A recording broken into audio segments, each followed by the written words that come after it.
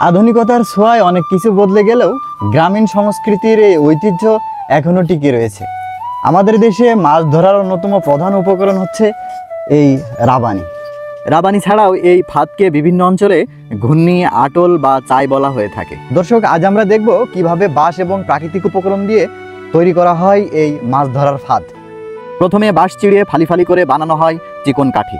তারপর তাল গাছের ডগা থেতলিয়ে বের করা হয় শক্ত আঁশ এবং তৈরি করা হয় আঁশের সুতা। এভাবেই বাঁশের কাঠি এবং তাল গাছের আঁশের সুতার বুননে ধীরে ধীরে গড়ে ওঠে রাবানি। রাবানির দুপাশে এমন বিশেষ ব্যবস্থা রাখা হয় যাতে মাছ ভেতরে সহজেই ঢুকতে পারে কিন্তু বের হয়ে আসতে না পারে। মাগুরা সদর উপজেলার বাসুদেবপুর গ্রামে বর্ষাকালে প্রতিটি বাড়িতেই তৈরি করা হয় এই মাছ ধরার আটল।